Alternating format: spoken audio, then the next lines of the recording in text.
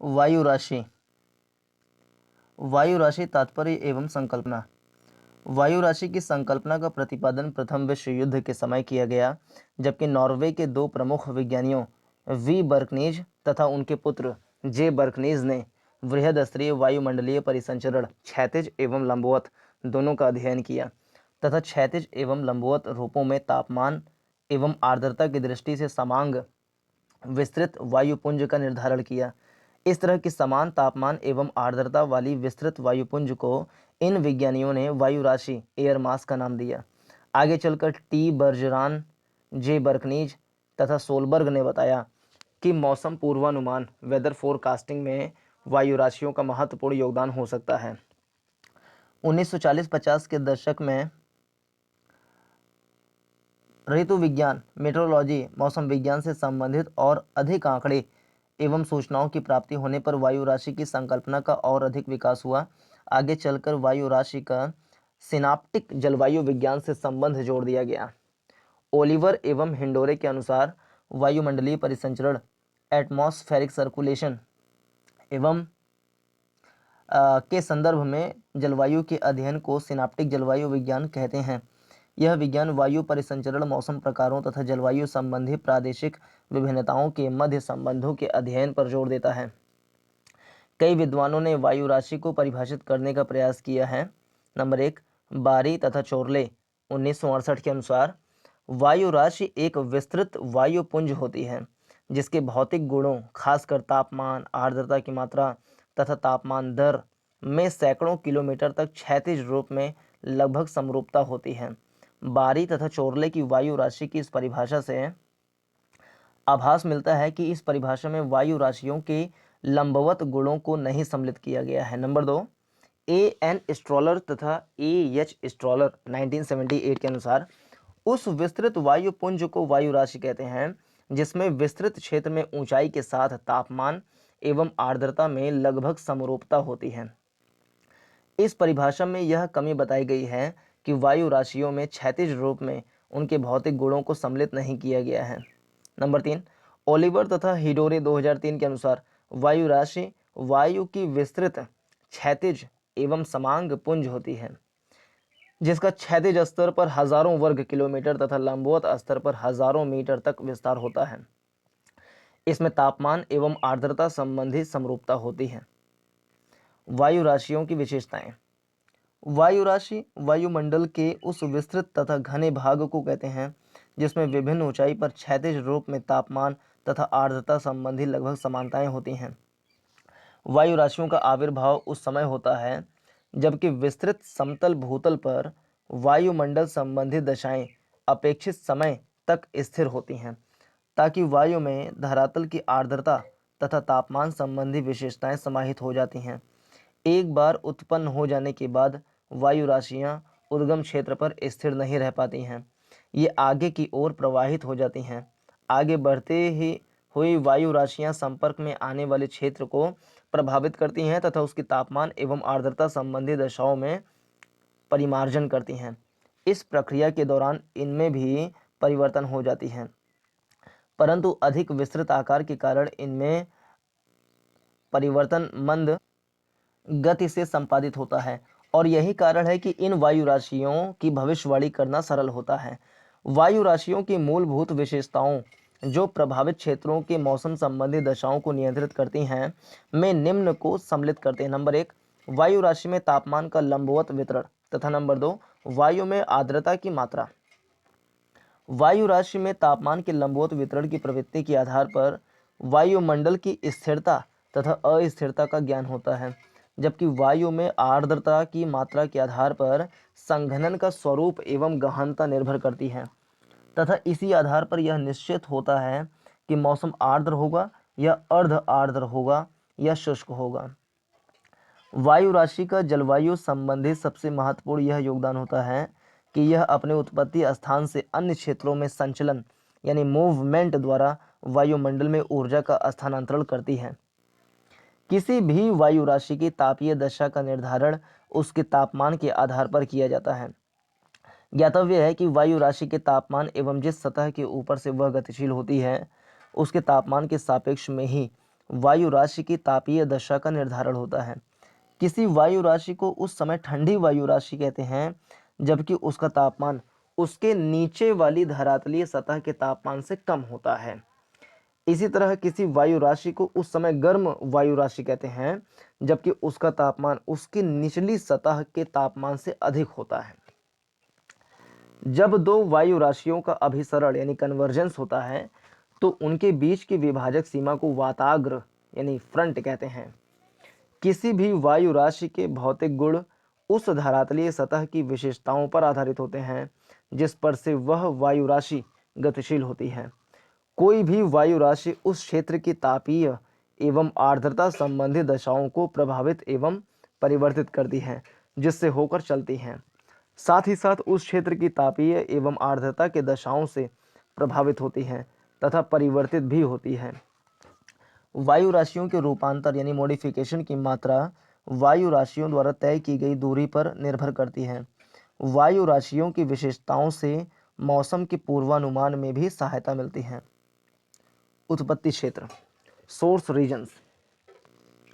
जिन धरातलीय भागों पर वायु राशियों का उद्भव होता है उसे वायु राशियों का उत्पत्ति क्षेत्र या उद्गम क्षेत्र कहते हैं। आदर्श उत्पत्ति क्षेत्र के लिए कुछ निश्चित दशाएं आवश्यक होती हैं। नंबर 1, विस्तृत किंतु समान गुणों वाला क्षेत्र होना चाहिए ताकि उस क्षेत्र में तापमान और आर्द्रता संबंधी दशाएं समान हों। उत्पत्ति क्षेत्र या तो स्थलीय भाग हो या पूर्णतया सागरीय भाग, क्योंकि स्थल जल से युक्त भागों में तापमान और आर्द्रता में समरूपता नहीं हो सकती। दूसरा, वायु का मतलब पहले ये होना चाहिए कि या तो स्थलीय क्षेत्र हो पूरी तरीके से या तो जलीय क्षेत्र हो ताकि एक ही प्रकार का वायुपुंज उसमें बन सके। दूसरा, वायु का अभिसरण यानी कन्वर्जेंस नहीं होना चाहिए। यदि वायु में क्षैतिज गति हो तो वह अपसरण डाइवर्जेंस प्रकार की होनी चाहिए। नंबर 3, वायुमंडल संबंधी दशाएं लंबे समय तक स्थिर होनी चाहिए ताकि वायु धरातलीय विशेषताओं को आत्मसात कर सकें। भूपटल पर वायु राशियों के 6 आदर्श उत्पत्ति क्षेत्र पाए जाते हैं।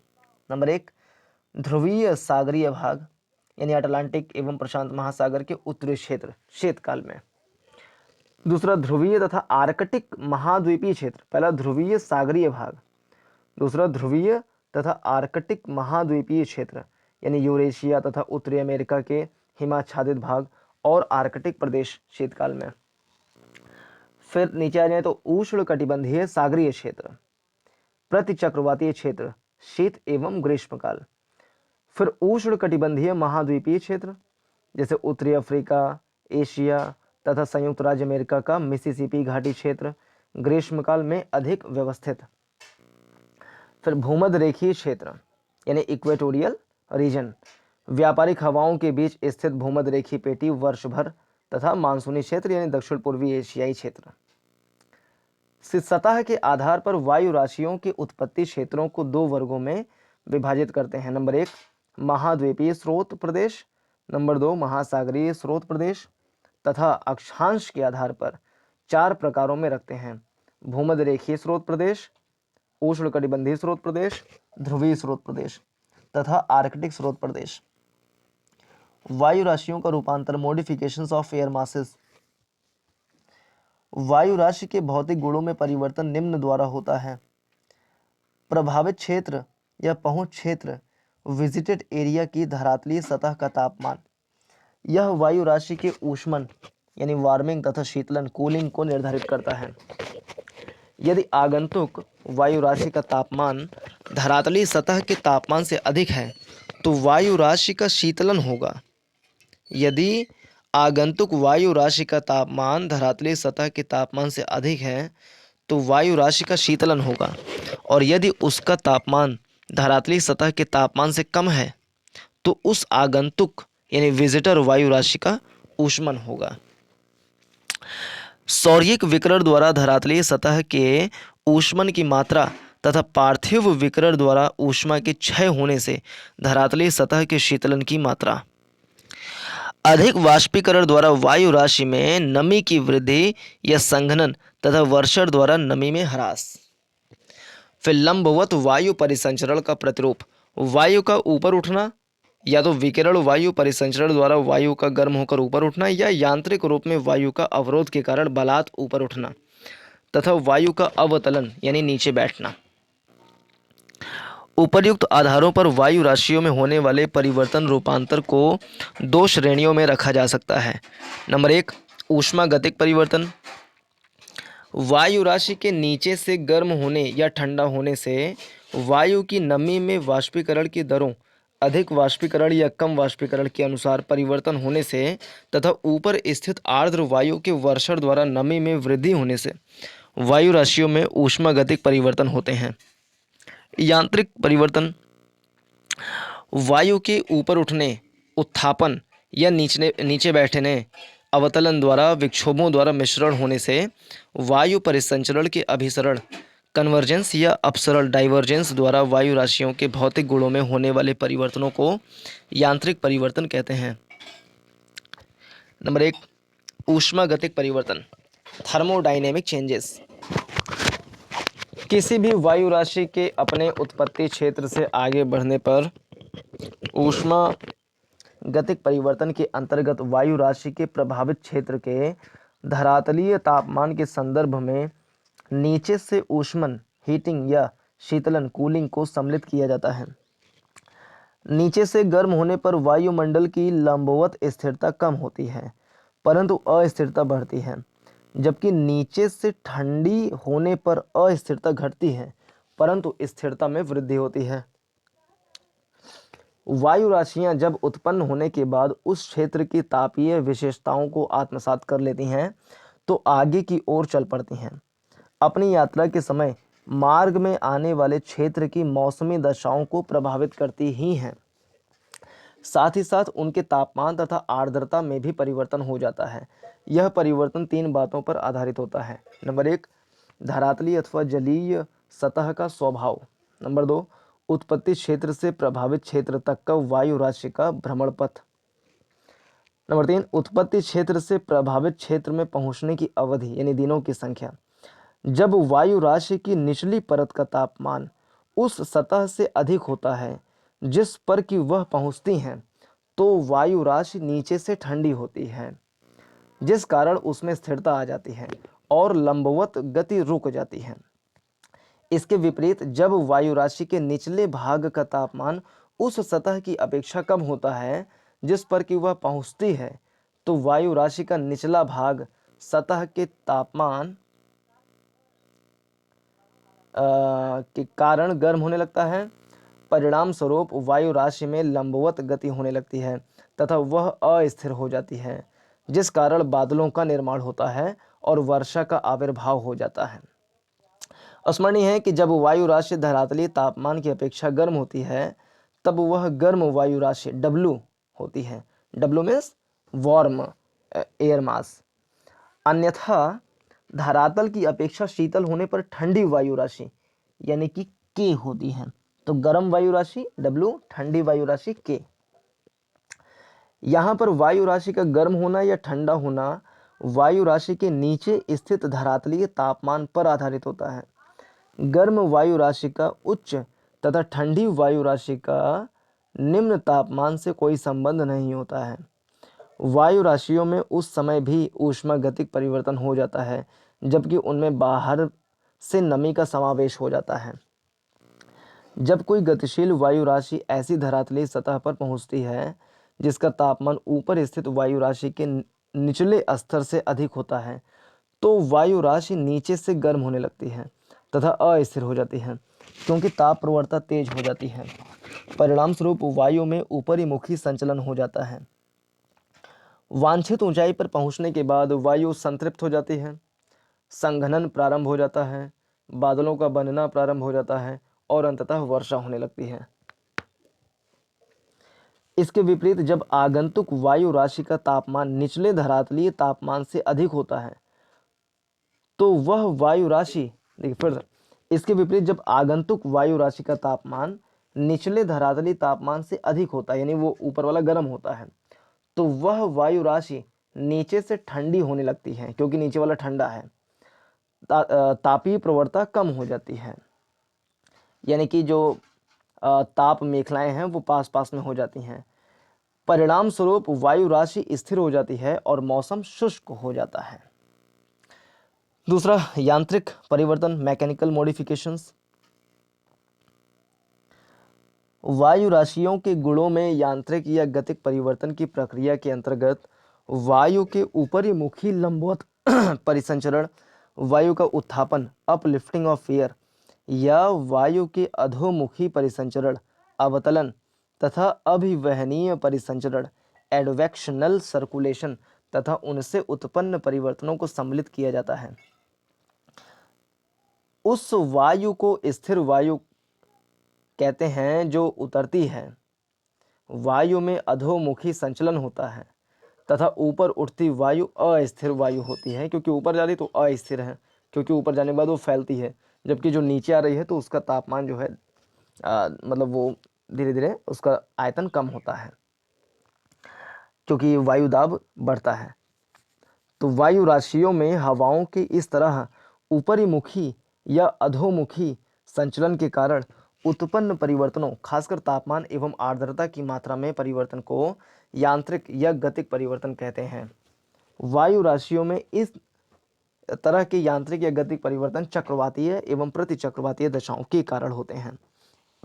इसके अलावा यांत्रिक परिवर्तन निम्न रूपों में भी होता है, जैसे भंवर यानी एडीज, EDDIES, एडीज भंवर, तथा संवहन कन्वेक्शन के कारण प्रक्षुब्ध मिश्रण, टर्ब्यूलेंट मिक्सिंग द्वारा। वायु राशियों के अभिसरण यानी कन्वर्जेंस एवं अपसरण, डाइवर्जेंस, तथा उनके तापमान के पतन दर पर प्रभाव द्वारा। वायु के अवतलन तथा धरातलीय सतह पर अवतलित वायु के क्षैतिज प्रसरण, प्रतिचक्रवातीय दशा द्वारा। वायु के उत्थापन यानी जब ऊपर जाएगा, लिफ्टिंग ऑफ एयर, तथा धरातली सतह पर वायु के अभिसरण यानी चक्रवाती दशा द्वारा। तो प्रतिचक्रवाती दशा या चक्रवाती दशा के द्वारा भी यांत्रिक परिवर्तन होता है वायु राशियों में। वायु के क्षैतिज परिसंचरण या अभिवहनीय परिसंचरण, एडवेक्शनल सर्कुलेशन द्वारा। वायु राशियों को उनके ऊष्मागतिक एवं यांत्रिक यानी गतिक परिवर्तनों के आधार पर निम्न वर्गों में विभाजित करते हैं। ठंडी वायु राशि, तो स्थिर ठंडी वायु राशि, अस्थिर ठंडी वायु राशि। गर्म वायु राशि, तो स्थिर गर्म वायु राशि, अस्थिर गर्म वायु राशि। ठीक है। वायु राशियों का वर्गीकरण। वायु राशियों के वर्गीकरण के समय यह ध्यान देना परमावश्यक है कि उस वर्गीकरण द्वारा उनकी सभी विशेषताओं, मौसम संबंधी खासकर तापमान, आर्द्रता तथा तापमान का पतन दर का समेकन हो जाए। इस दृष्टिकोण से वायु राशियों के उत्पत्ति क्षेत्र पर उनकी मौसमी दशाओं तथा मार्ग में उनमें होने वाले ऊष्मागतिक तथा यांत्रिक परिवर्तनों को ध्यान में रखा जाता है। इस प्रकार वायु राशियों के गुणों में परिवर्तन करने वाली दो प्रमुख प्रक्रियाओं, ऊष्मागतिक परिवर्तन की प्रक्रिया तथा यांत्रिक गतिक परिवर्तन की प्रक्रिया के आधार पर बर्गरान ने वायु राशियों के वर्गीकरण को दो प्रमुख वर्गों में रखा है: वायु राशियों का भौगोलिक वर्गीकरण तथा वायु राशियों का ऊष्मागतिक वर्गीकरण। भौगोलिक वर्गीकरण। मौलिक रूप से वायु राशियों को उनके उत्पत्ति क्षेत्रों के तापमान के आधार पर दो प्रमुख प्रकारों में विभाजित किया जाता है: गर्म वायु राशियां तथा ठंडी वायु राशियां। भौगोलिक वर्गीकरण के अंतर्गत वायु राशियों के उत्पत्ति क्षेत्रों की भौतिक विशेषताओं को प्रमुख आधार बनाया जाता है। GT त्रिवार्था ने वायु राशियों की भौगोलिक अवस्थितियों के आधार पर उन्हें दो प्रमुख प्रकारों में विभाजित किया है: उष्णकटिबंधीय वायु राशि, जिसका आविर्भाव उष्णकटिबंधीय भागों में होता है। भूमध्य रेखीय वायु राशियों को भी इसी श्रेणी में रख लिया जाता है। तथा दूसरा, ध्रुवीय वायु राशि, जिसका आविर्भाव ध्रुवीय विस्तृत क्षेत्रों में होता है। आर्कटिक वायु राशियों को भी इसी श्रेणी में सम्मिलित किया जाता है। पुनः स्थल तथा जल के आधार पर प्रत्येक को स्मरणीय है कि महाद्वीपीय वायु राशि जब सागरों से होकर गुजरता है तो उसमें नमी आ जाने से उसका सागरीय प्रकारों में रूपांतर हो जाता है, परंतु सागरीय प्रकार का महाद्वीपीय प्रकार में परिवर्तन आसानी से नहीं हो पाता है, परंतु महाद्वीपीय प्रकार में परिवर्तन आसानी से नहीं हो पाता है। इस तरह वायु राशियों के निम्न 4 प्रकार हो सकते हैं। पहला, उष्णकटिबंधीय यानी टी, ट्रॉपिकल से बन गया टी वायु राशि। तो महाद्वीपीय यानी कॉन्टिनेंटल तो सी, उष्णकटिबंधीय यानी ट्रॉपिकल तो सी टी, सी माने कॉन्टिनेंटल, टी माने ट्रॉपिकल। फिर महासागरीय उष्णकटिबंधीय, महासागरीय का मैरीन, उष्णकटिबंधीय का ट्रॉपिकल। तो मतलब उष्णकटिबंधीय वायु राशि में 2 हैं, एक महाद्वीपीय हो सकता है, एक महासागरीय हो सकता है। उष्णकटिबंधीय ट्रॉपिकल है तो टी हो गया, और महाद्वीपीय है तो कॉन्टिनेंटल टी हो गया सी टी, और महासागरीय है तो एम टी हो गया।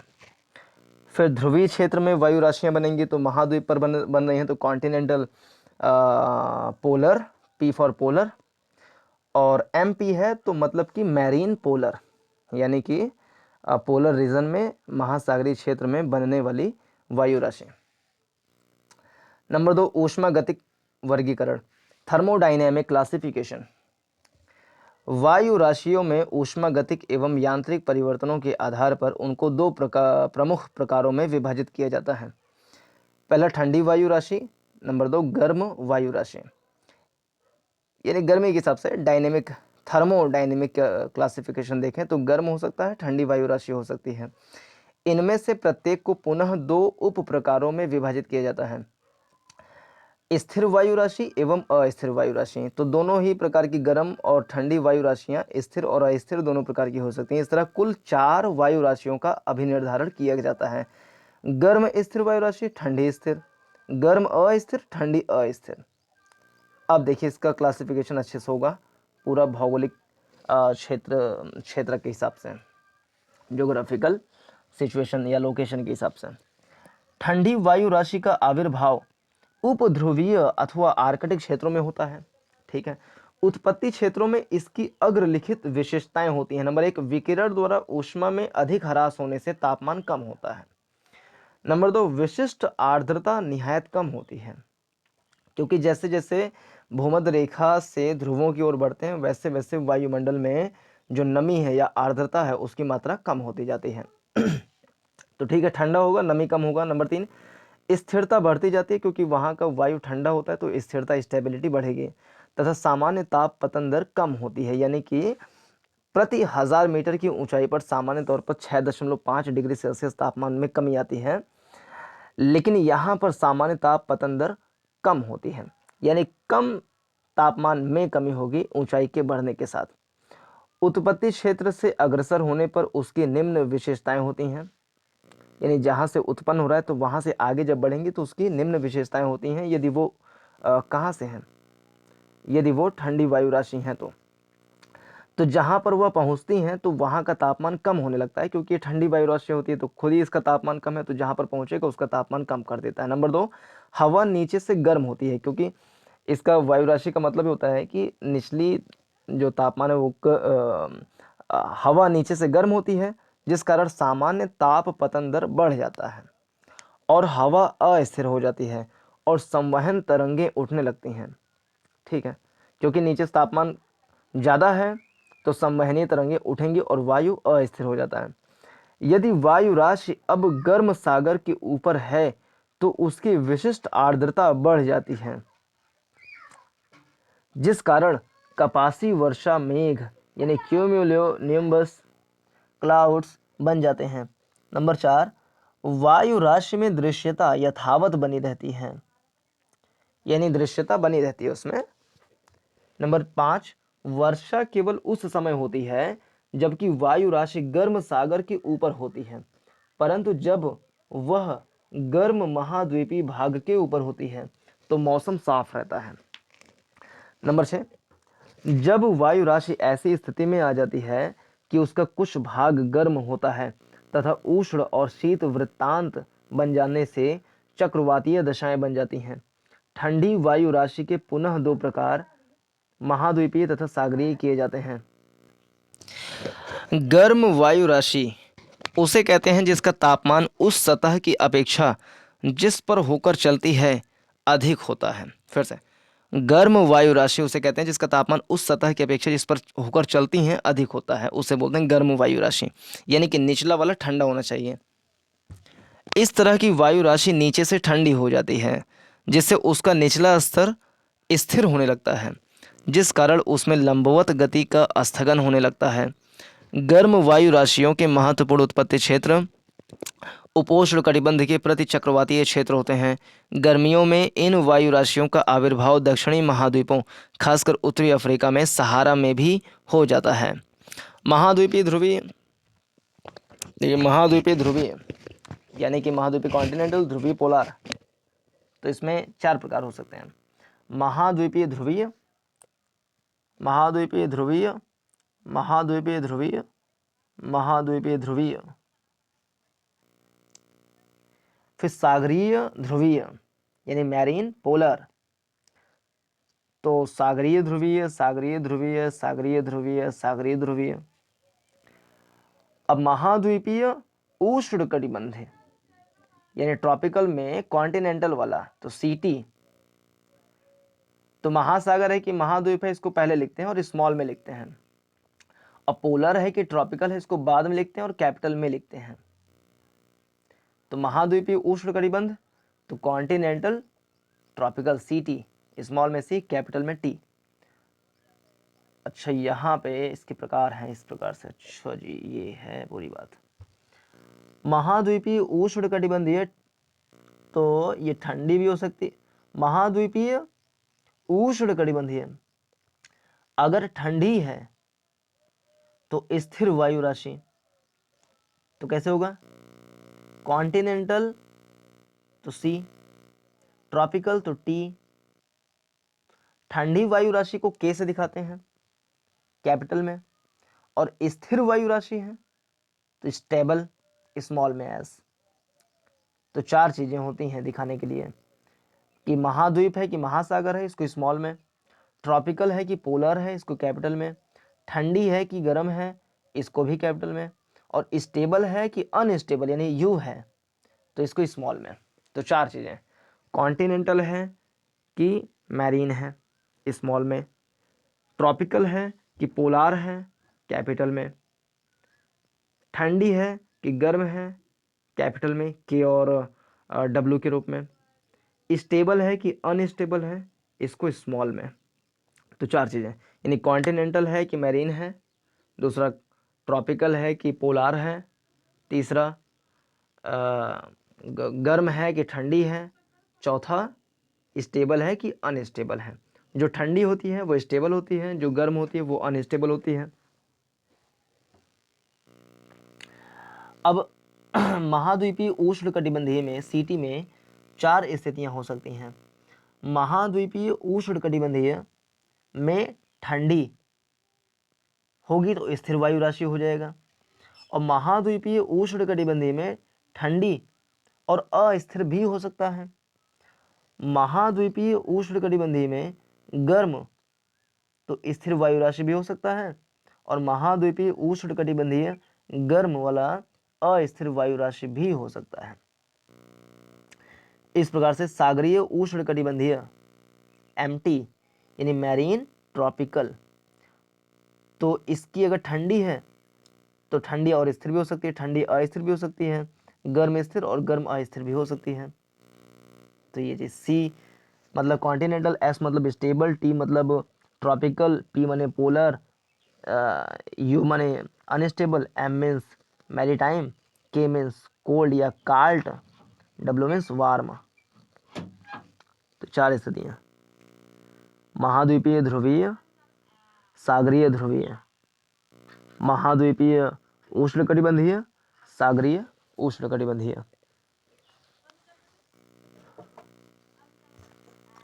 उत्तरी अमेरिका की वायु राशियाँ, शीतकालीन वायु राशियाँ। तो उत्तरी अमेरिका तो ध्रुवीय महाद्वीपीय वायु राशि बनेगा वहाँ पर, मतलब ध्रुवीय के पास में है और महाद्वीपीय है। तो उत्तरी अमेरिका की वायु राशियों का अध्ययन करेंगे तो इसमें पहला होगा ध्रुवीय महाद्वीपीय वायु राशि यानी कॉन्टिनेंटल पोलार, यह वायु राशि ठंडी होगी। के शुष्क तथा स्थिर यानी स्टेबल होती हैं, जो कनाडा के आंतरिक हिमाच्छादित भाग यानी 50 से 55 डिग्री अक्षांश के उत्तर में, 49 डिग्री उत्तरी अक्षांश कनाडा को यूएसए से डिवाइड करती है, बांटती है। तो उस सीमा के ऊपर 50 डिग्री से 55 डिग्री अक्षांश के बीच में जो होती है यह वायु राशि ठंडी होती है। के और ठंडी तो शुष्क होगी तथा स्थिर होगी, भारी हो जाएगी तो स्थिर रहेगी। जो कनाडा के आंतरिक हिमाच्छादित भाग 50 से 55 डिग्री अक्षांश के उत्तर में अलास्का, हिम मंडित आर्कटिक सागर के विस्तृत भाग पर उत्पन्न होकर दक्षिण तथा दक्षिण पूर्व संयुक्त राज्य अमेरिका की ओर अग्रसर होती हैं। विस्तृत भूभाग को की एकरूपता तथा मंद प्रतिचक्रवातीय वायु संचार इस वायु राशि की उत्पत्ति के लिए आदर्श दशाएं प्रस्तुत करते हैं। उच्च अक्षांशों में स्थिति के कारण तिरछी सौर्य किरणों से कम सूर्यतप मिलने तथा हिमाच्छादित सतह से ऊर्जा के परावर्तन के कारण सतह अत्यंत ठंडी रहती है। क्योंकि जो एल्बिडो होता है, एल्बिडो का मतलब होता है कि सूर्य के प्रकाश की उतनी मात्रा जो किसी सतह से टकराने के बाद परावर्तित हो जाती है उसको एल्बिडो कहते हैं। तो जो हिम का एल्बिडो होता है वो 70 से लेकर के 90% के बीच में होता है, यानी कि जितना सौर्य प्रकाश पड़ता है उसका 70 से 90% वो रिफ्लेक्ट कर देते हैं। तो जब ज़्यादा प्रकाश रिफ्लेक्ट हो जाएगा, एब्जॉर्ब नहीं होगा, तो वहाँ का तापमान बढ़ेगा नहीं बल्कि कम रहेगा।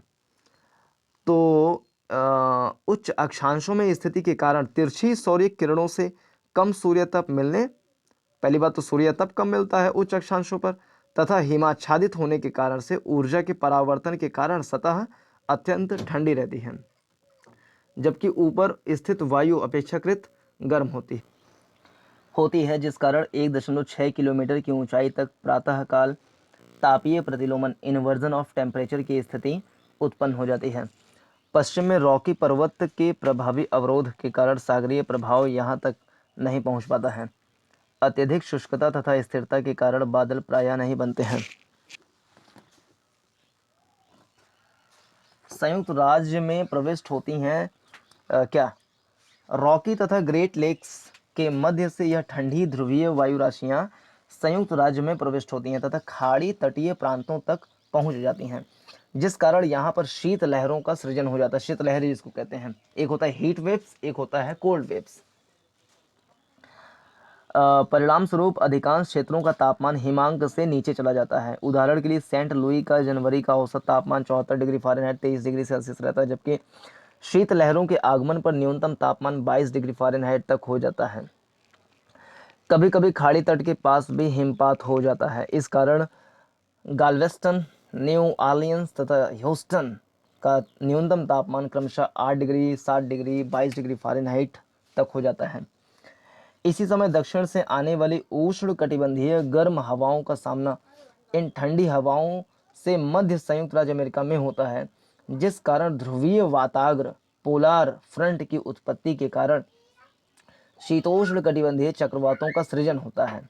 ग्रेट लेक्स के दक्षिणी तटों तक ग्रेट लेक्स मतलब कि वही 5 झीलों का समूह जिसमें superior, Michigan, Hurun, eri, Ontario. तो ग्रेट लेक्स के दक्षिणी तटों तक पहुंचने के बाद महाद्वीपीय ध्रुवीय ठंडी वायु राशि परिवर्तित होकर आर्द्र तथा अस्थिर हो जाती है तथा हिम के रूप में भारी वर्षा करती है। इसे स्थानीय स्तर पर लेक इफेक्ट स्नो कहते हैं।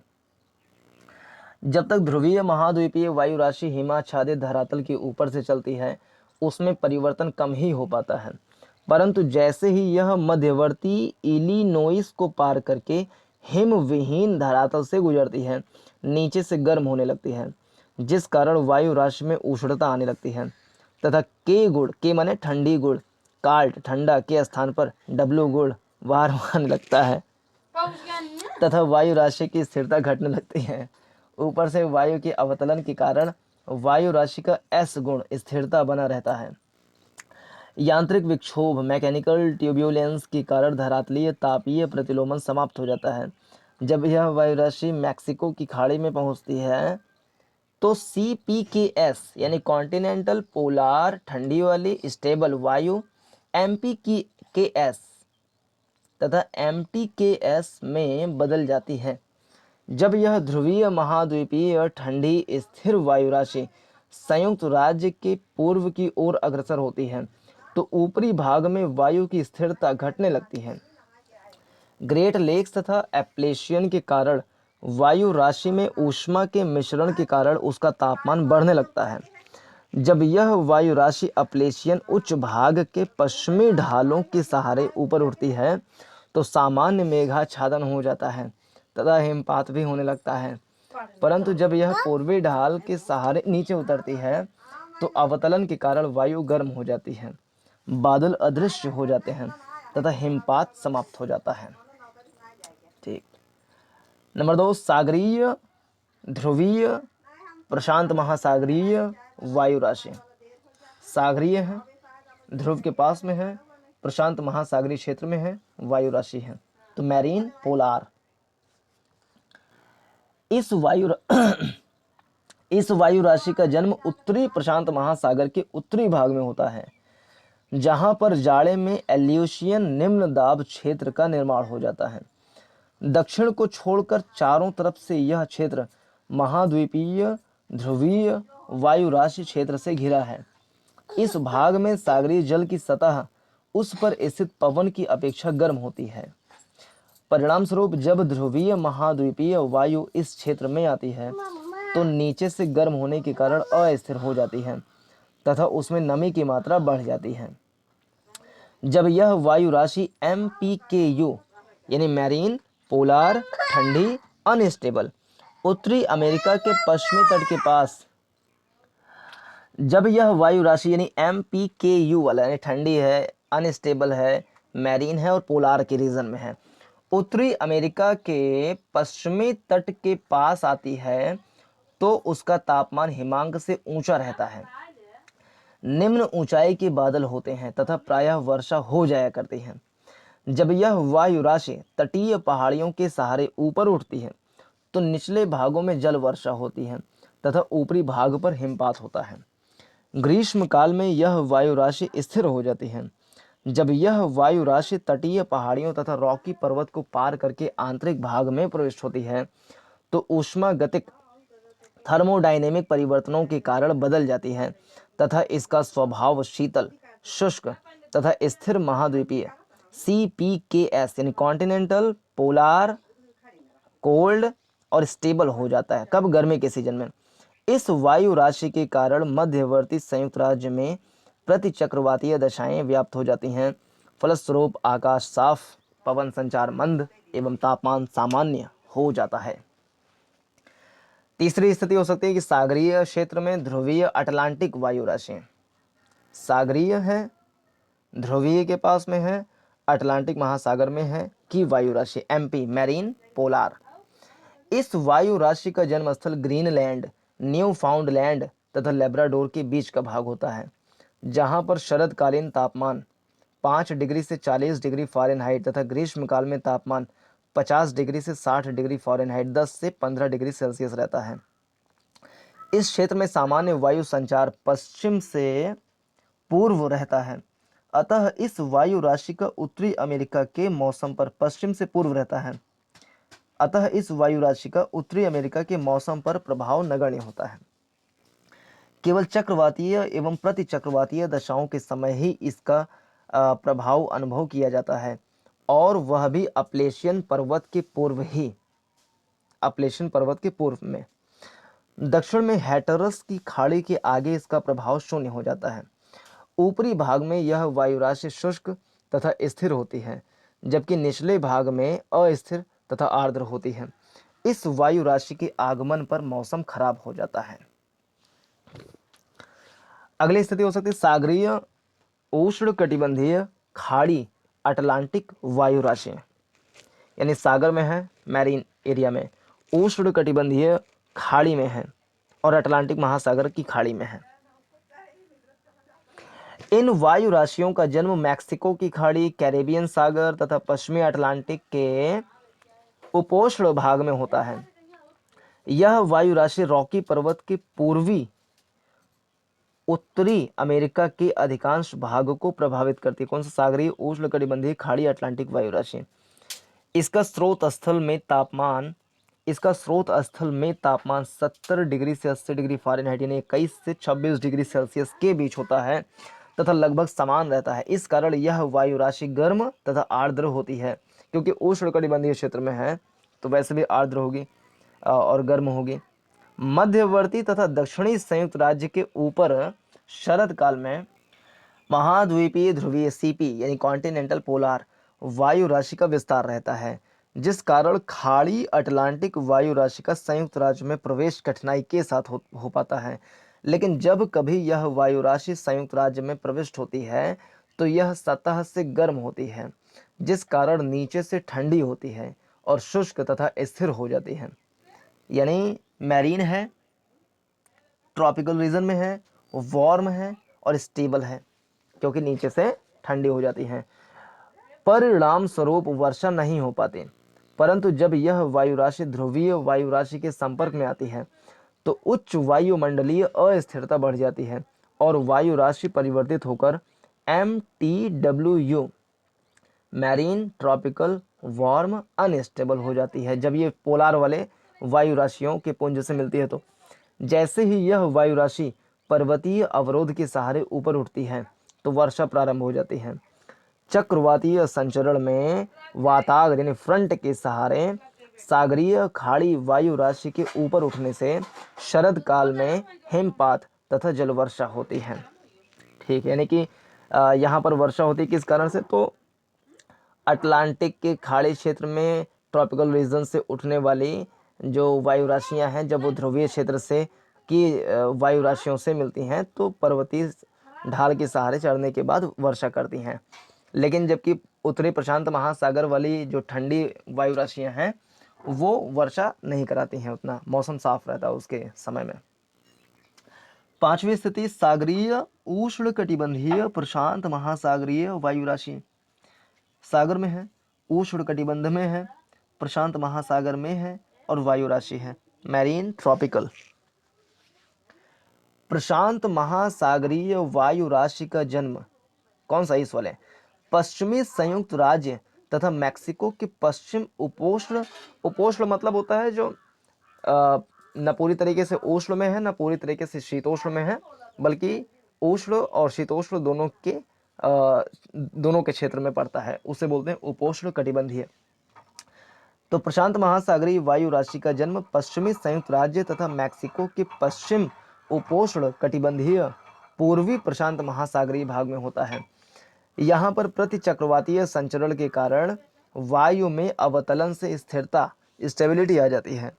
यह उष्णकटिबंधीय सागरीय स्थिर मैरीन ट्रॉपिकल स्टेबल वायु राशि जब उत्तरी अमेरिका के प्रशांत तट के पास पहुंचती है तो यह शुष्क, ठंडी तथा स्थिर होती है।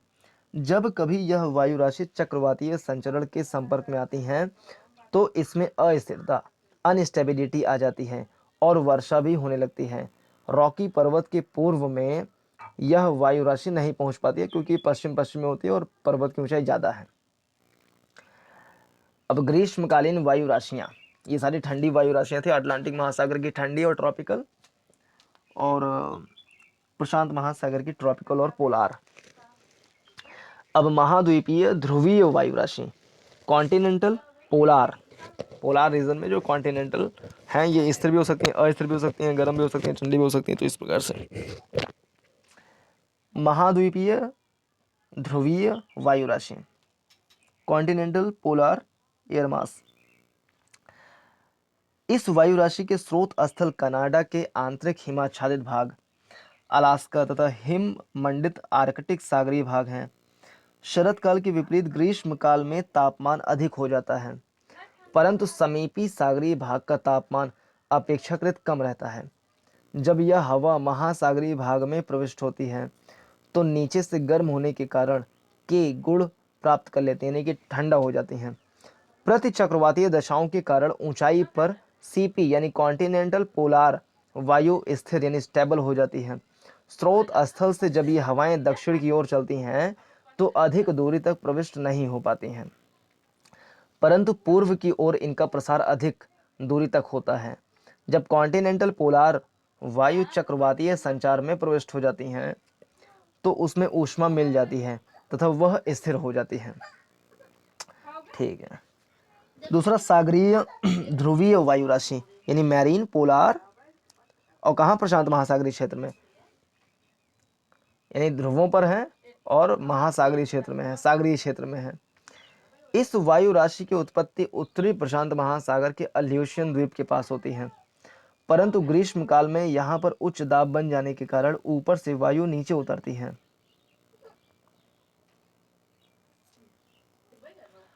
तथा स्थिर हो जाती है। परिणाम स्वरूप यह वायु शीतल एवं स्थिर MPKS marine polar cold stable हो जाती है। बादल निर्माण एवं वर्षा नहीं होती है। यह वायु राशि दक्षिण पूर्व में कैलिफोर्निया तक पहुंच जाती है, जिस कारण प्रशांत तटीय भागों में ग्रीष्म काल में तापमान कम हो जाता है। सागरीय ध्रुवीय अटलांटिक वायु राशि मैरीन पोलर,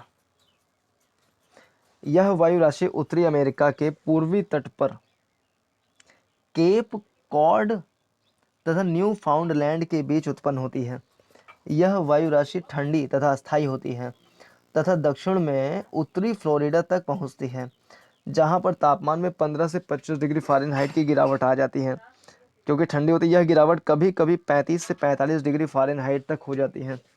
इस वायु राशि के साथ निम्न तापमान, खुला आकाश तथा पूर्ण दृश्यता की विशेषताएं जुटी होती हैं। शुष्कता के कारण कोहरा नहीं पड़ता। नंबर 4, सागरीय उष्णकटिबंधीय मैरीन ट्रॉपिकल गल्फ व अटलांटिक वायु राशि। इस वायु राशि की उत्पत्ति ग्रीष्म काल में सागरीय उष्णकटिबंधीय क्षेत्र में, तो इस वायु राशि की उत्पत्ति ग्रीष्म काल में बरमुडा माने कैरिबियन सागर के पास का क्षेत्र, बरमुडा के पास उच्च दाब तथा संयुक्त राज्य अमेरिका के पास ऊपर निम्न दाब के कारण होती है। इस वायु राशि में से रॉकीज के पूर्व का समस्त भाग प्रभावित होता है। इस वायु राशि के कारण दक्षिण तथा दक्षिण पूर्वी संयुक्त राज्य में आर्द्रता तथा तापमान दोनों अधिक हो जाते हैं, जिस कारण मौसम असह्य हो जाता है।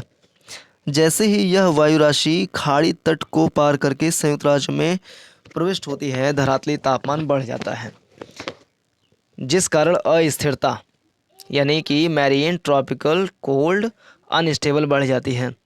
दिन में उच्च सूर्यतप तथा अस्थिरता के कारण तड़ित झंझा तथा चक्रवातों के साथ भारी वर्षा होने लगती है। परंतु जैसे जैसे यह वायु राशि उत्तर की ओर बढ़ती जाती है, उसकी नमी नष्ट होती जाती है तथा ऊपरी मिसिसिपी घाटी प्रदेश में वायु शुष्क प्राय हो जाती है। पश्चिमी भाग में जब ये हवाएं रॉकीज के सहारे ऊपर उठती हैं, तो मेघ विस्फोट क्लाउड बर्स्ट के साथ मूसलाधार वर्षा होती है। इसी तरह जब यह वायु राशि अपलेशियन को पार करती हैं, तो तड़ित झंझा के साथ मूसलाधार वर्षा होती है। पांचवा, सागरीय उष्णकटिबंधीय MT प्रशांत महासागरीय वायु राशि मैरीन है, ट्रॉपिकल है, प्रशांत महासागरीय है वायु राशि उष्णकटिबंधीय क्षेत्र में ग्रीष्मकाल में उत्तरी अमेरिका के पश्चिमी तट के सहारे ध्रुवीय सागरीय वायु राशि के सक्रिय होने के कारण यह वायु राशि सक्रिय नहीं हो पाती है। ग्रीष्मकाल में उत्तरी अमेरिका के पश्चिमी तट के सहारे ध्रुवीय सागरीय यानी मैरीन पोलार वायु राशि के सक्रिय होने के कारण यह वायु राशि यानी कि मैरीन ट्रॉपिकल सक्रिय नहीं हो पाती है प्रशांत महासागरीय क्षेत्र में।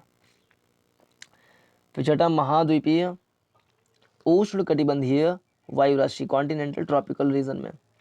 इस वायु राशि की उत्पत्ति मैक्सिको, पश्चिमी टेक्सास तथा पूर्वी न्यू मैक्सिको के स्रोत क्षेत्र में होती है। दिन में तापमान अत्यधिक उच्च, आर्द्रता अत्यधिक न्यून तथा न्यून वर्षा इसकी विशेषताएं होती हैं। अपने स्रोत स्थल से बाहर यह वायु राशि ग्रेट प्लेन्स में अनुभव की जाती है, जहां पर इसके कारण शुष्कता बढ़ जाती है। मिसिसिपी के पूर्व या नेब्रास्का के उत्तर इसका विस्तार नहीं हो पाता। फिर एशिया की वायु राशियाँ, एशिया की शीतकालीन वायु राशियाँ, फिर एशिया की ग्रीष्मकालीन वायु राशियाँ, महाद्वीपीय ध्रुवीय कॉन्टिनेंटल पोलार वायु राशि। इस वायु राशि की उत्पत्ति साइबेरिया तथा महाद्वीपीय ध्रुवीय वायु राशि यानी कॉन्टिनेंटल पोलार वायु राशि, यह है एशिया की शीतकालीन वायु राशियाँ। तो शीतकालीन है तो जाहिर सी बात है पोलार रीजन में होंगी। तो पोलार रीजन में दो प्रकार से हो सकती हैं, एक महासागरीय क्षेत्र में, एक महाद्वीपीय क्षेत्र में। तो महाद्वीपीय ध्रुवीय वायु राशि, तो इस वायु राशि की उत्पत्ति साइबेरिया, साइबेरिया मतलब होता है कि रूस का उत्तरी हिस्सा जहाँ पर बहुत सारा बर्फ पड़ता है। इस वायु राशि की उत्पत्ति साइबेरिया तथा बाह्य मंगोलिया के विस्तृत क्षेत्रों में होती है, जहाँ पर तापमान 5 डिग्री से 40 डिग्री फ़ारेनहाइट के बीच रहता है। परिणाम स्वरूप वायु ठंडी तथा शुष्क होती है। निचले भाग पर 1 किलोमीटर की ऊंचाई तक तापीय प्रतिलोमन इन्वर्जन ऑफ टेम्परेचर होता रहता है। स्रोत स्थल से जब वायु राशि प्रशांत महासागर की ओर चलती है तो लंबी दूरी तय करनी पड़ती है, जिस कारण यांत्रिक विक्षोभ मैकेनिकल टर्ब्यूलेंस द्वारा तापीय प्रतिलोमन नष्ट हो जाती है तथा वायु के निचले स्तर में तापमान तथा आर्द्रता बढ़ जाती है। चीन में यह वायु राशि दो मार्गों में प्रविष्ट होती है, पहला स्थल मार्ग तथा दूसरा सागरीय मार्ग। जब उच्च वायु दाब मंगोलिया तथा उत्तरी चीन के ऊपर होता है तो कॉन्टिनेंटल पोलार वायु चीन में स्थल मार्ग से आती है। अपने स्रोत स्थल की अपेक्षा चीन में यह अधिक गर्म होती है।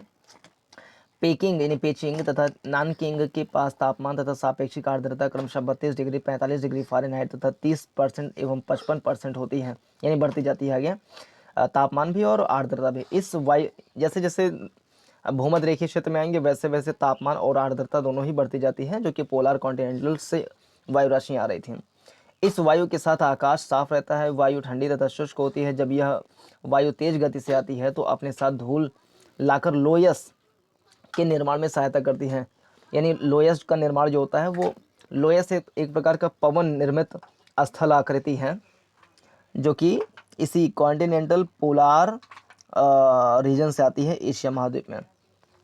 शरद काल में कॉन्टिनेंटल पोलार वायु अपने संशोधित रूप मॉडिफाइड फॉर्म के साथ एशिया के अधिकांश भाग को प्रभावित करती है। भारत में हिमालय के कारण इसका प्रभाव नहीं हो पाता है। नंबर 2, जब उच्च दाब मंचूरिया तथा जापान सागर के ऊपर होता है तो कॉन्टिनेंटल पोलार वायु सागरीय मार्ग अपनाती हैं। इस स्थिति में ये हवाएं जापान सागर, पोहाई की खाड़ी, पीस सागर यानी येलो सी या प्रशांत महासागर के ऊपर से होकर चीन में प्रविष्ट होती हैं, जिस कारण इनमें पर्याप्त परिवर्तन हो जाता है। स्थल से होकर आने वाली कॉन्टिनेंटल पोलार वायु से यह वायु अपेक्षाकृत गर्म तथा आर्द्र होती है। जब तक इसका संबंध वाताग्र फ्रंट से नहीं होता, इसके साथ आकाश खुला रहता है तथा मौसम सुहावना हो जाता है।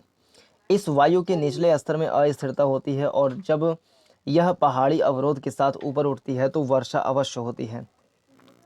एशिया के पूर्वी तट तथा चीन के दक्षिणी भागों में जब स्थलीय तथा सागरीय कॉन्टिनेंटल पोलार हवाएं मिलती हैं तो वाताग्र उत्पत्ति फ्रंटोजेनेसिस के कारण चक्रवात बन जाते हैं। फिर सागरीय ध्रुवीय वायु राशि। शरद काल में पूर्वी एशिया पर सागरीय ध्रुवीय वायु राशियों का प्रभाव दो कारणों से नगण्य हो जाता है। पहला, शरद काल में प्रमुख वायु संचार पश्चिम से पूर्व होता है, जिस कारण मैरीटाइम पोलार वायु का प्रवेश अवरुद्ध हो जाता है। कॉन्टिनेंटल पोलार वायु राशि सागर का मार्ग अंगीकृत करके पूर्वी तट पर मैरीन पोलार वायु राशि के समान विशेषता ग्रहण करके पहुंचती हैं।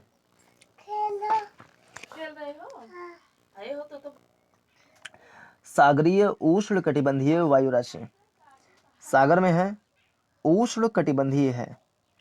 महाद्वीपीय ध्रुवीय हवाओं के जोर के कारण उष्ण कटिबंधीय सागरीय हवाएं मैरीटाइम ट्रॉपिकल भी पूर्वी एशिया में कामयाब नहीं हो पाती हैं, क्योंकि उन्हें प्रबल कॉन्टिनेंटल पोलार वायु से अवरोध के कारण समाप्त हो जाना पड़ता है। यांगटी सिक्यांग तक यह वायु कठिनाई से पहुंच पाती है, परंतु दक्षिणी चीन तक इसका प्रभाव परिलक्षित होता है। शरदकालीन वायु राशियों में यह सबसे अधिक गर्म तथा आर्द्र होती है। एशिया की ग्रीष्मकालीन वायु राशियाँ महाद्वीपीय ध्रुवीय कॉन्टिनेंटल पोलार वायु राशि। ग्रीष्मकाल में मध्य एशिया में तापमान ऊंचा हो जाने के कारण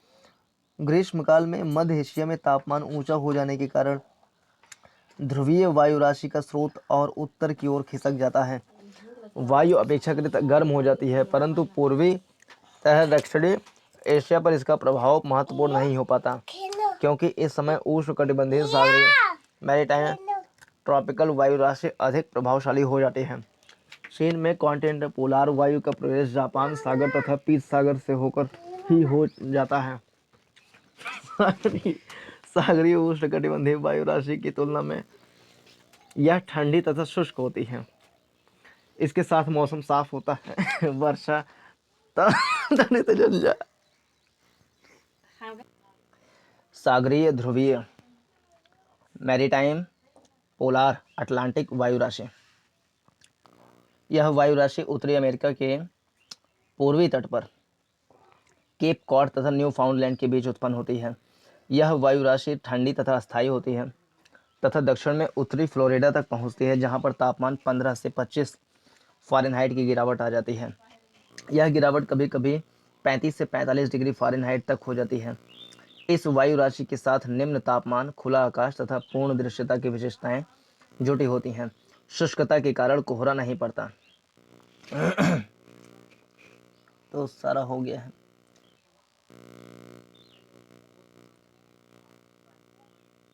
एशिया का चल रहा था ना, महाद्वीपीय ध्रुवीय कंप्लीट। सागरीय उष्ण कटिबंधीय वायु राशि। एशिया महाद्वीप में ग्रीष्मकालीन वायु राशियां, तो इसमें सागरीय उष्ण कटिबंधीय वायु राशि। ग्रीष्मकाल में दक्षिण तथा पूर्वी एशिया का मौसम मैरीटाइम ट्रॉपिकल वायु राशियों द्वारा नियंत्रित होता है। यह वायु राशि ग्रीष्मकालीन मानसून के नाम से जानी जाती है। ये हवाएं गर्म, अत्यधिक आर्द्र तथा अस्थिर अनस्टेबल होती हैं। जब कभी ये हवाएं प्रायः चीन के तट के पास 200 से 600 मीटर तक ऊपर उड़ जाती हैं, भारी वर्षा प्रारंभ हो जाती है। जब यह हवा स्थलीय भाग के ऊपर होती है तो तापमान में वृद्धि के कारण दोपहर तक भारी संवहन कन्वेक्शन उत्पन्न हो जाती है। यह हवा दक्षिण तथा मध्य चीन में बसंत काल तथा उत्तरी चीन एवं मंचूरिया के मध्य ग्रीष्मकालीन में सीपी कॉन्टिनेंटल पोलार वायु राशि से मिलकर चक्रवाती दशाएं उत्पन्न करती हैं।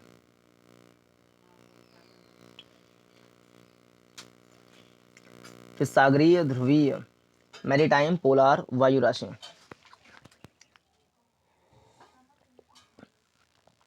इस वायु राशि की उत्पत्ति को ओखोटस्क सागर के ऊपर होती है, जहां से चलकर यह पूर्वी एशिया 40 डिग्री उत्तरी अक्षांश के उत्तर के भाग को प्रभावित करती हैं। शरद काल की तुलना में यह ग्रीष्मकाल में अधिक सक्रिय होती हैं। मंचूरिया तथा पूर्वी साइबेरिया में इसका प्रभाव परिलक्षित होता है। दक्षिण जापान तक इसका प्रसार ग्रीष्मकाल के प्रारंभ में होता है, परंतु वहां पर मैरीटाइम ट्रॉपिकल वायु राशि इसे उत्तर की ओर धकेल देती है। यूरोप की वायु राशियां। यूरोप के पश्चिमी तटीय क्षेत्रों में किसी प्रभावी पर्वतीय अवरोध के अभाव में सागरीय वायु राशियां महाद्वीप के सुदूर आंतरिक भागों तक प्रविष्ट हो जाती हैं। यदि उत्तरी अमेरिका तथा यूरोप की स्थितियों की तुलना करें तो विपरीत दशाएं मिलती हैं। यूरोप के विपरीत उत्तरी अमेरिका के पश्चिमी तथा पूर्वी भागों में प्रभावी पर्वतीय अवरोध पाए जाते हैं। उदाहरण के लिए पश्चिमी पर्वत तंत्र, रॉकीज पर्वतमाला तथा पूर्व में अपलेशियन पर्वत समूह। अतः ये पर्वतीय अवरोध सागरीय वायु राशियों के महाद्वीपीय में प्रवेश में अवरोध उपस्थित करते हैं, जिस कारण ये वायु राशियां परिवर्तित रूप में महाद्वीप के आंतरिक भागों में पहुंचती हैं। जबकि पश्चिमी यूरोप में पर्वतीय अवरोध का अभाव है। यदि पूर्व पश्चिम दिशा में पर्वतीय स्थितियों का अवलोकन करें तो भी उत्तर अमेरिका एवं यूरोप विपरीत स्थितियां हैं। उत्तरी अमेरिका में पूर्व पश्चिम दिशा में फैले किसी भी पर्वतीय अवरोध का पूर्णतः अभाव है। परिणाम स्वरूप आर्कटिक ध्रुवीय महाद्वीपीय सर्द हवाएं बिना रोक टोक के सुदूर दक्षिणी भाग अर्थात मैक्सिको की खाड़ी के तटीय भागों तक पहुंच जाती हैं, जबकि दक्षिणी यूरोप में पेरिनीज, आल्प्स तथा काकेशस पर्वतों का पश्चिम से पूर्व में विस्तार है। इस पर्वतीय अवरोध का पश्चिम से आने वाली अटलांटिक सागरीय वायु राशियों के यूरोप के आंतरिक भागों में प्रवेश कर पर कोई प्रभाव नहीं हो पाता। यूरोप महाद्वीप 4 प्रमुख वायु राशियों द्वारा प्रभावित होता है। महाद्वीपीय ध्रुवीय वायु राशियां, सागरीय ध्रुवीय वायु राशियां, सागरीय उष्णकटिबंधीय वायु राशियां, उष्णकटिबंधीय महाद्वीपीय वायु राशियां। यूरोप की शीतकालीन वायु राशियाँ। महाद्वीपीय ध्रुवीय वायु राशियाँ। यूरोप में महाद्वीपीय वायु राशियों के 3 उत्पत्ति क्षेत्र हैं। पहला फेनो-स्कैंडियन प्रदेश, दूसरा पश्चिमी रूस, तीसरा आर्कटिक रूस। ये सभी स्रोत प्रदेश 45 डिग्री उत्तर अक्षांश तथा उत्तरी ध्रुव के बीच स्थित हैं। शीतकाल में वायु राशियों के इन उत्पत्ति क्षेत्रों की सतह हिमीकृत रहती है। शीतकालीन महाद्वीपीय वायु राशियाँ अपने उत्पत्ति क्षेत्रों में ठंडी, कम आर्द्रता तथा स्थिर होती हैं। आर्कटिक महाद्वीपीय ध्रुवीय वायु राशि शीतकालीन सभी ध्रुवीय महाद्वीपीय वायु राशियों में सर्वाधिक ठंडी होती हैं, परंतु यह कम क्रियाशील होती हैं।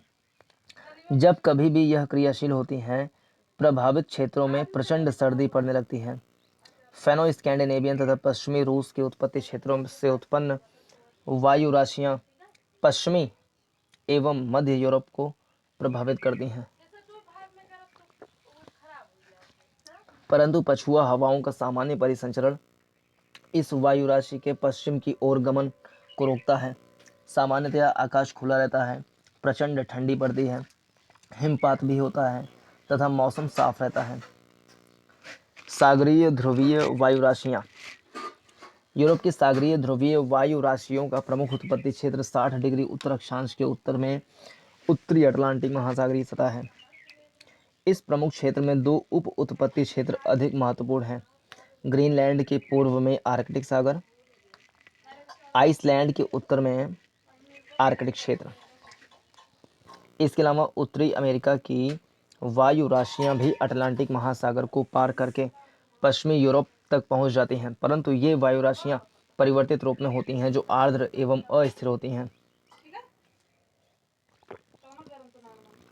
उत्तरी अटलांटिक महासागरीय उत्पत्ति क्षेत्र वाली वायु राशियां और अधिक आर्द्र होती हैं तथा जब कभी भी इनका संबंध शीतोष्ण चक्रवातीय वातावरणों से होता है तो ये ऊपर उठा दी जाती हैं तथा मैदानों में सामान्य परंतु उच्च प्रदेशों में भारी वर्षा करती हैं। ज्ञातव्य है कि शीतकालीन सागरीय ध्रुवीय वायु राशियों के भौतिक गुण, खासकर तापमान एवं आर्द्रता संबंधी, इन वायु राशियों द्वारा महासागरीय सतह पर तय की गई दूरी पर निर्भर करते हैं तथा यह दूरी इन वायु राशियों द्वारा अपनाए गए मार्गों पर निर्भर करती हैं। सामान्य तौर पर सागरीय ध्रुवीय वायु राशियां 3 मार्गों से यात्रा करती हैं। लघु मार्ग। जब वायु राशियां उत्तरी अटलांटिक महासागर के ग्रीनलैंड स्पिट्सबर्जिन क्षेत्र से उत्पन्न होकर छोटे मार्ग से पश्चिमी यूरोप पहुंचती हैं तो वे उत्पत्ति क्षेत्रों के गुणों, प्रॉपर्टीज को कायम रखती हैं। क्योंकि मार्ग में इनका परिवर्तन कम होता है, अतः ये अत्यंत ठंडी होती हैं तथा इनमें स्थिरता बनी रहती है। फिर दीर्घ मार्ग। जब वायु राशियां आर्कटिक सागर की हिमीकृत जमी सतह पर उत्पन्न होकर अटलांटिक महासागर के ऊपर से लंबे मार्ग का अनुसरण करती हुई पश्चिमी यूरोप पहुंचती हैं तो मार्ग में ये अधिकाधिक परिवर्तित हो जाती हैं, जिस कारण अपेक्षाकृत गर्म एवं आर्द्र हो जाती हैं। तीसरा दक्षिणी मार्ग। जब शीतकालीन सागरीय ध्रुवीय वायु राशियां अत्यधिक दक्षिणी मार्ग का अनुसरण करती हैं तो वे तीनों मार्गों से आने वाली वायु राशियों में सबसे अधिक गर्म हो जाती हैं। नॉर्वे को छोड़कर पश्चिमी यूरोप के तटवर्ती भागों में किसी पर्वतीय अवरोध के अभाव में ये वायु राशियां महाद्वीप के आंतरिक भागों तक प्रविष्ट हो जाती हैं तथा पश्चिमी एवं मध्य यूरोप के मौसम को शीतकालीन महाद्वीपीय ध्रुवीय वायु राशियों की अपेक्षा अधिक प्रभावित करती हैं। सागरीय उष्णकटिबंधीय वायु राशियां। यूरोप की दक्षिण पश्चिम यूरोप को शीतकाल में प्रभावित करने वाली सागरीय उष्णकटिबंधीय वायु राशियां अटलांटिक महासागर के उपोष्णकटिबंधीय उच्च वायु दाब क्षेत्र में उत्पन्न होती हैं। इन वायु राशियों के उत्पत्ति क्षेत्रों में वायु का ऊपर से नीचे अवतलन होता है तथा धरातलीय सतह पर हवाओं का अपसरण होता है अर्थात प्रति चक्रवातीय दशाएं होती हैं। ये वायु राशियां शीतकालीन महाद्वीपीय उष्णकटिबंधीय वायु राशियों की तुलना में अधिक आर्द्र होती हैं, क्योंकि अटलांटिक महासागर के ऊपर से आने के कारण इनके भौतिक गुणों, तापमान एवं आर्द्रता में अधिक परिवर्तन हो जाता है।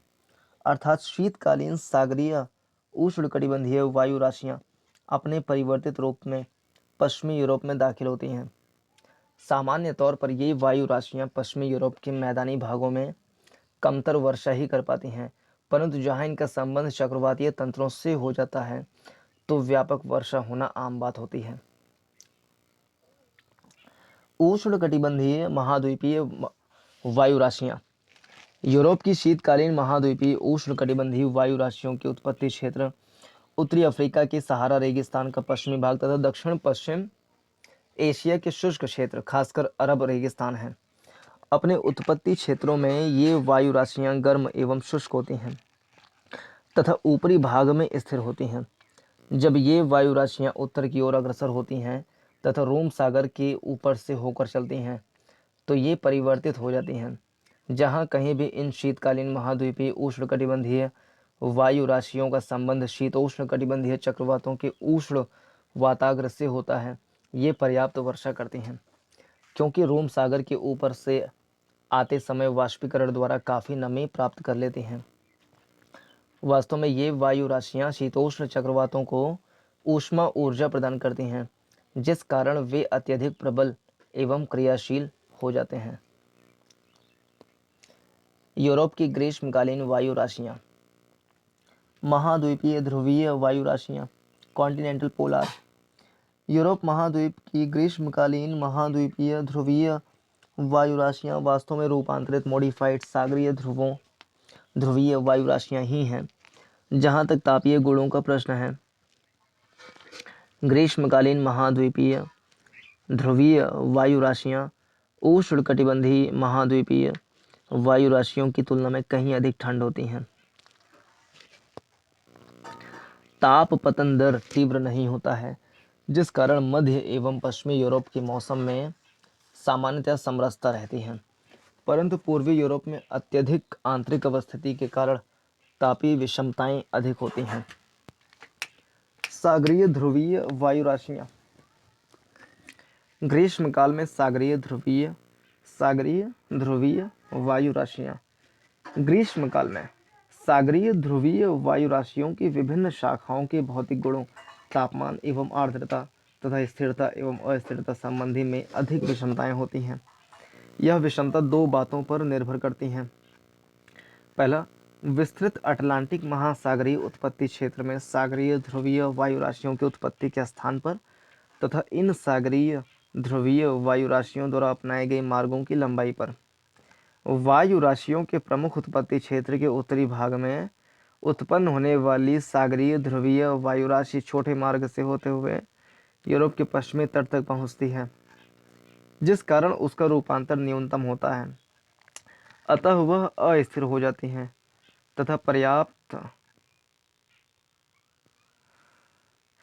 तथा चक्रवातीय क्रियाओं द्वारा ऊपर उठाए जाने पर पर्याप्त वर्षा प्रदान करती हैं।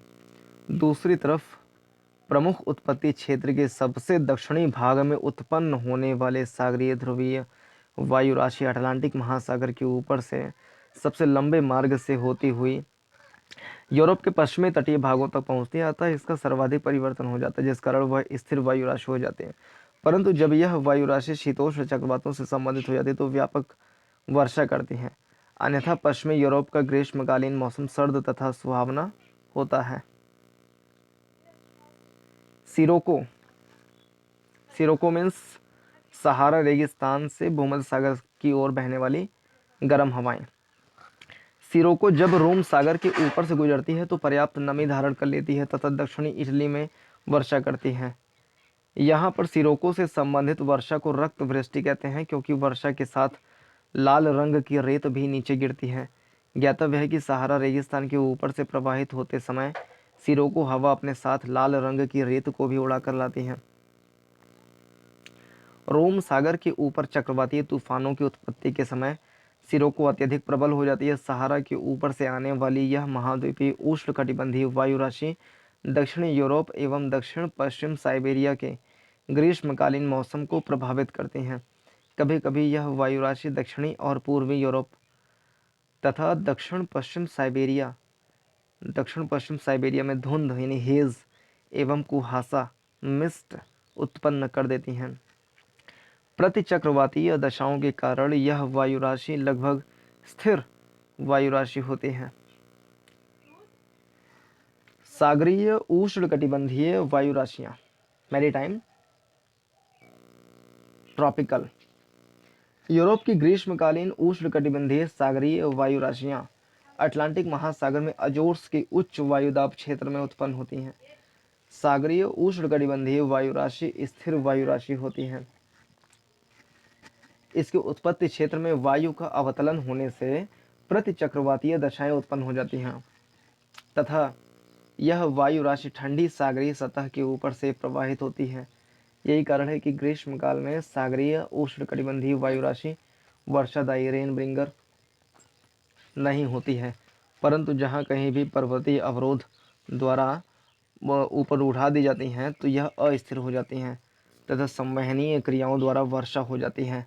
उल्लेखनीय है कि ग्रीष्मकाल में मैरीटाइम ट्रॉपिकल वायु राशि का पश्चिमी यूरोप के मौसम पर सीमित प्रभाव होता है।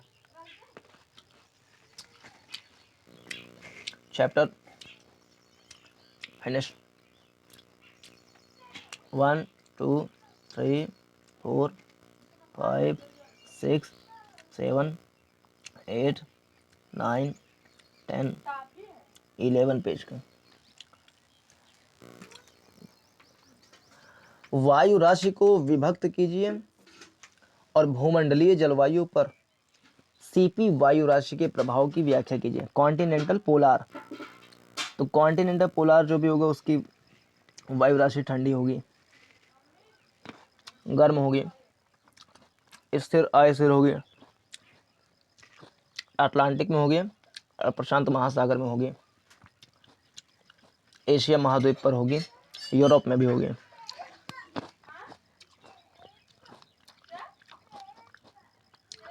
और इसके कारण से प्रतिचक्रवातीय स्थिति उत्पन्न हो सकती है। तापमान कम हो सकता है और बादल साफ रहेगा, मौसम साफ रहेगा। वायु राशि की संकल्पना की विवेचना कीजिए तथा विस्तृत क्षेत्रीय जलवायवीय परिवर्तनों में उसकी भूमिका को स्पष्ट कीजिए।